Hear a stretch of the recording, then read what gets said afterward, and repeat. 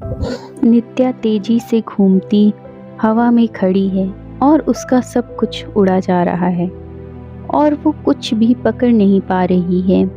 उसका सबसे कीमती, सबसे संभाल कर रखा हुआ दुपट्टा वो कस कर पकड़े है और तूफान पूरा जोर लगा रहा है उसे उसके हाथ से छीन कर ले जाने के लिए। आखिरकार वो दुपट्टा उड़ गया और वो कुछ हिचकिचाई सी, कुछ शर्माई सी खड़ी है। नित्या की आदत है वो बिना दुपट्टे के कभी नहीं रहती, चाहे कितनी मॉडर्न ड्रेस हो। उसका कभी ना कभी सबसे झगड़ा हो चुका है इस बात पर। वो कभी किसी ड्रेस पर साइड दुपट्टा लेने को राजी नहीं हुई। तभी अचानक ना जाने कहां से इतनी भीड़ इकट्ठा हो गई। नित्या शर्म से पानी हुई जा रही है। अचानक नित्या की झटके से आँख खुल गई। उसे अपने सपने का मतलब समझने में ज़्यादा देर नहीं लगी। वो दुपट्टा उसका दिल है और ये शर्म तो उसे झेलनी ही होगी। क्या होगा अगर दुनिया को पता चल गया कि दो बड़े होते बच्चों की माँ? झेलनी ही होगी उसे यह शर्म।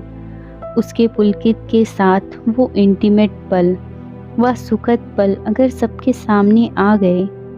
शर्म, झिझक, ऊहापोह, एक मीठी सी कसक के बीच नित्या झूल रही थी। यह सपना उसकी उसी उलझन का नतीजा था। जब समाज को पता चलेगा कि दो बड़े होते बच्चों की माँ, इतनी ऊंची पोस्ट पर काम कर रहे ऑफिसर की पत्नी को किसी और से इश्क हो गया है, तो क्या समझेगी दुनिया। पूरी रात जागते हुए बीत गई। आकाश में लालिमा बिखरी थी। सूर्य अपनी पावन किरणें आकाश में बिखेर रहा था और नित्या जानती थी कि उसका प्रेम भी इन किरणों की तरह पावन है, सुखद है, आत्मा की आवाज़ है।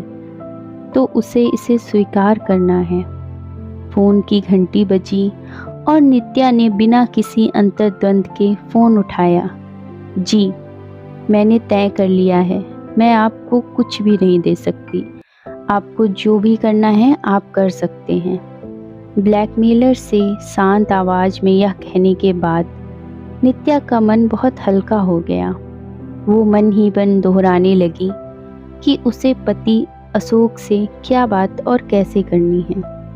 जैसे कि नित्या को पहले ही एहसास था कि अशोक का गुस्सा 7वें आसमान पर होगा। यह सब क्या है? कहते हुए उन्होंने नित्या के सामने फ़ोन पटका। यह सच है, नित्या का संक्षिप्त उत्तर था। फिर तो बहस शुरू होनी ही थी। अशोक बहुत देर तक गुस्सा उतारते रहे, चिल्लाते रहे और नित्या सिर झुकाकर चुपचाप सब कुछ सुनती रही। आखिर अशोक के मन में चल रहे भावनाओं के तूफान में से जब गुस्से के सारे तिनके उड़ गए तो दुख और झूम के तिनके बाहर आए। मैंने तुम्हारे प्रति कौन सी जिम्मेदारी नहीं निभाई थी? क्या नहीं किया था तुम्हारे लिए जो तुम्हें किसी और से? अशोक की आंखों में आंसू आ गए और नित्या को अपनी बात कहने का मौका मिल गया। उसने शांत मन से अशोक के सामने अपनी बात रखनी शुरू की। यही तो बात है कि आपने जो कुछ भी किया अपनी जिम्मेदारी समझकर किया, इसलिए नहीं कि आपको वह करके खुशी मिली। जबकि मैंने शादी के बाद आपकी छोटी ख्वाहिश को अपनी खुशी समझा। आपसे जितनी शिद्दत से प्यार किया, अगर मैं आपसे वही शिद्दत की उम्मीद करने लगी, बस यही गलती मेरी थी। आप जानना चाहते हैं ना कि मुझे उससे प्यार क्यों हुआ, और मैं भी आपको बताना चाहती हूँ। नित्या ने अपने पति की आंखों में झांका। शायद यह सब सुनकर आपका गुस्सा कुछ कम हो जाए और मेरा अपराध बोध भी। अशोक को सुनते देख उसका उत्साह बढ़ा। हाँ, मैं मानती हूँ, जब मैं शादी होकर आई थी तो आपने मुझसे कहा था कि आप मेरा हर तरह से ख्याल रखेंगे। मुझे किसी भी चीज़ की ज़रूरत हो तो आपको बता दूँ, और आपने अपना वादा निभाया भी। मैंने अपनी जिस भी ज़रूरत को आपको बताया, आपने तुरंत पूरी की। लेकिन आपको याद है, जब मैं पहली बार एक शीशे के गोले में नाचते हुए कपल को देखकर खुशी से उछली थी और मैंने कहा था कि मुझे यह खरीदना है, तो आपने कहा था, कहाँ रखेंगे इसे? जिस तरह से झिड़क कर आपने मुझसे बोला था, शायद आपको एहसास नहीं था, लेकिन मुझे बहुत बुरा लगा। अब आप सोचेंगे, ऐसी और इस तरह की बहुत सारी छोटी छोटी बातों की वजह से किसी को किसी और से प्यार करने का हक मिल जाता है क्या? तो ये बात नहीं है। नित्या कुछ देर अपनी बात क्लियर करने के लिए शब्द ढूंढती रही, फिर बोलना शुरू किया कि छोटी छोटी ख्वाहिशें, छोटी छोटी तमन्नाएं, छोटी छोटी खुशियों को अशोक हमेशा नासमझी, बचपना या कभी कभी तो पागलपन कहकर भी टालता और उसे छिड़कता आया था। उन उदाहरणों को सुनकर अशोक के चेहरे पर गुस्से और कुछ अनजाने से भाव आ रहे थे, लेकिन नित्या जानती थी कि आज समय मिला था वह सारी बातें बताने का, जिसे सिर्फ इसलिए टालती आई थी कि कहीं अशोक बुरा ना मान जाए। अरेंज मैरिज थी दोनों की, और शादी के बाद जैसे कि नित्या ने देखा कि अशोक के व्यक्तित्व के दो पहलू हैं, जैसे कि सबके होते हैं।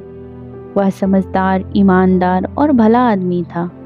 नित्या की ज़रूरतों का ख्याल भी रखता था, कभी गलत ढंग से कुछ बोलता नहीं। उसके थके होने पर, घर का काम ना करने पर कभी किसी तरह की शिकायत नहीं करता।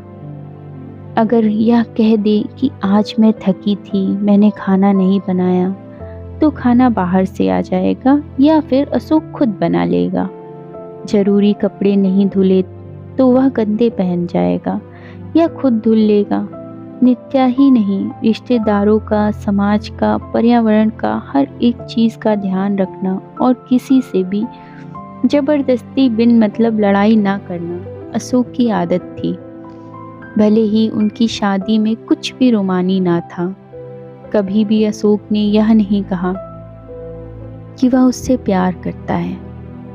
कभी भी अशोक ने उसकी कोई भी छोटी से छोटी या बड़ी से बड़ी खुशी को खुश होकर पूरा करना नहीं चाहा। मगर नित्या को अशोक अच्छा लगने लगा था। अरे वो इसी को प्यार समझकर खुश हो गई थी।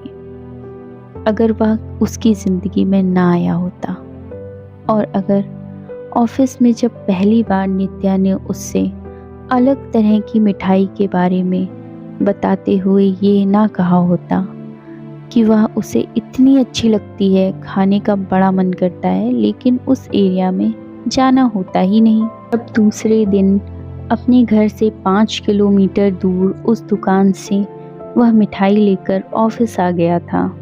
जब नित्या ने ही कहा कि अरे मेरे लिए इतनी मेहनत करने की क्या ज़रूरत थी, तो उसने कहा, तुमने इतनी शिद्दत से इच्छा जताई थी कि मुझे लगा तुम्हारी इच्छा पूरी हो जानी चाहिए। और बस उसकी खुशी में खुश होते, उसकी छोटी छोटी खुशियों का ध्यान रखते हुए वो नित्या के दिल की बावड़ी में उतर गया। फिर एक दिन जब किसी वजह से वह रो रही थी, तो उसने हिचकिचाते हुए हाथ आगे बढ़ाया और नित्या के आंसू पोंछे। बड़े प्यार से उसके गाल सहलाते हुए उसका चेहरा अपने दोनों हाथों में लेकर बोला, मैं तुम्हें दुखी नहीं देख सकता।